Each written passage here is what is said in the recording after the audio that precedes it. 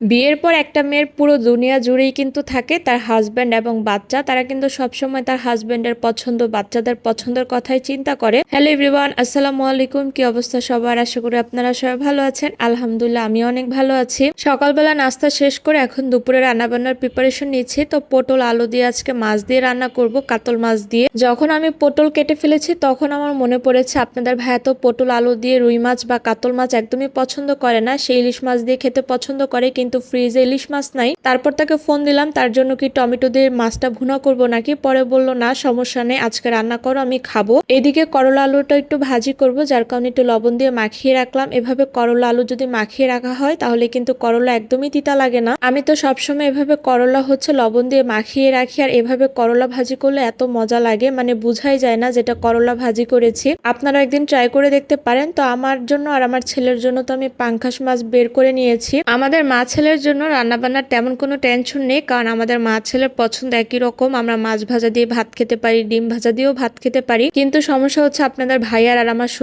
শ্বশুর তো ঝোল ছাড়া একদমই খাবার খেতে পারে না। আপনাদের ভাইয়াও খাবার নিয়ে তেমন একটা বিরক্ত করে না। বাসায় যদি ডাল রান্না করা থাকে তাকে যদি একটু ডিম ভাজি করে দেওয়া হয় তাহলে সে তাতেই খুশি। যাই হোক, পটল আলুটা আমি হালকা করে ভেজে নিচ্ছি। আমি সবসময় পটল আলুটা ভেজে রান্না করি। আর এখন হচ্ছে আমি করলা ভাজিটা পাশের চুলায় বসিয়ে দিচ্ছি। করলা ভাজির সময় আমি সবসময় বেশি করে একটু পেঁয়াজ দিই, এতে কিন্তু করলা ভাজিটা আরো বেশি মজা লাগে। সবার হাতে কিন্তু একটা আলাদা রকম রান্নার টেস্ট আছে, মানে সবার রান্না কিন্তু এক না, বা সবার হাতে সব রান্না ভালোও লাগে না। যেমন আমার হাতে করলা ভাজিটা সবাই অনেক বেশি পছন্দ করে। পটল আলুটা তো ভালো করে কষিয়ে নিয়েছি, তারপর ঝোল দিয়ে ভাজা মাছটাও দিয়ে দিয়েছি। তো দুপুরে রান্না বান্না শেষ করে আপনাদের ভাইয়ের জন্য একটু সেমাই রান্না করব। উনি আবার ঘিয়ে ভাজা যে সেমাইটা আমি রান্না করি ওইটা অনেক বেশি পছন্দ করে, তো তার জন্য হচ্ছে ঘিয়ে ভাজা সেমাইটা রান্না করেছি। আর ঈদের টাইমে বোম্বে সুইটসের এই লাচ্ছা সেমাইটা আনা হয়েছিল, যেটা আমার আগে কখনো খাওয়া হয় নাই। তো সেমাইটা কিন্তু অনেক বেশি মজা, প্রথমবার ট্রাই করেছি। এমনিতে আমার লাচ্ছা সেমাই তেমন একটা পছন্দ না, কিন্তু এই সেমাইটার ফ্যান হয়ে গেছে। এখন থেকে ভেবেছি লাচ্ছা সেমাই এটাই আনবো। যাই হোক, বিকালের দিকে